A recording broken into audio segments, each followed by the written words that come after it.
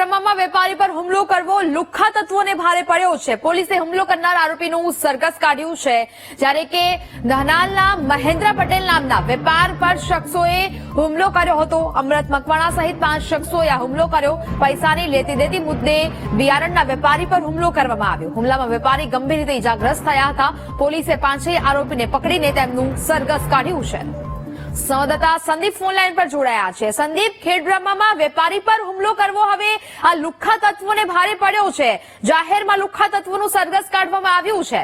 સંદીપ, ચોક્કસથી સાબરકાંઠા જિલ્લાના જે ખેડબ્રહ્મા છે ને તેના કોરૈયા ગામ છે તેમાં મહેન્દ્ર પટેલ નામના વેપારી જે બિયારણનું કામ કરતા હતા ને તે કોરૈયા ગામના જે અમરતભાઈ નામના જે વ્યક્તિ છે તેને 10 ખેડૂતોને જે બિયારણ છે તે આપવા મુદ્દે તેના ઘરે ગયા હતા। 10 જે ખેડૂતોના પૈસા છે તે લેવા માટે ગયા હતા।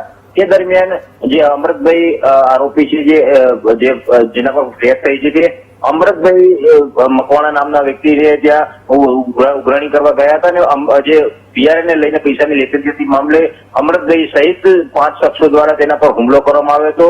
ધારિયા વડે તેને માથાના ભાગમાં કુહાડી મારી અને તેને ઘાયલ કર્યા હતા અને તેની સાથે રહેતા પોતાના દીકરા અને ડ્રાઈવરને લઈને તે તાત્કાલિક ત્યાંથી નીકળી ગયા હતા અને ખેડબ્રહ્માની ખાનગી હોસ્પિટલમાં તેને સારવાર માટે લઈ ગયા હતા। ત્યારબાદ આજે ફરિયાદ થઈ હતી અને ફરિયાદમાં 5 શખ્સો સહિત એટલે કે 6 શખ્સો સામે ફરિયાદ નોંધી અને પોલીસે તમામ આરોપીને ઝડપી પડ્યા હતા અને કોરૈયા ગામમાં રિકન્સ્ટ્રક્શન હાથ ધર્યું હતું ને સરઘસ કાઢી અને તમામ આરોપીઓને સરઘસ કાઢવામાં આવ્યું હતું। એટલે કે લુખ્ખા તત્વોને ઠેકાણે લાવવા માટે ખેડબ્રહ્મા પોલીસે આરોપીનું સરઘસ કાઢી અને ઠેકાણે લાવી હતી ને કોર્ટમાં તેને રિમાન્ડ પણ માંગી હતી। હાલ આ બાબતે જે વેપારી મહેન્દ્રભાઈ નામ છે તે ઘાયલ થતા તેને હોસ્પિટલ ખસેડવામાં આવે છે અને તેના દીકરાને પણ હાથમાં વાગી છે। એટલે કે 3 લોકોને સામાન્ય ઈજા થઈ છે ને મહેન્દ્રભાઈ નામના જે વ્યક્તિ જે વેપારી છે તેને ખૂબ મોટા પ્રમાણમાં નુકસાન થયું અને માથાના ભાગમાં કુહાડીને ભાગ લાગતા તેને હોસ્પિટલ ખસેડવાની તજવીજ હાથ ધરી।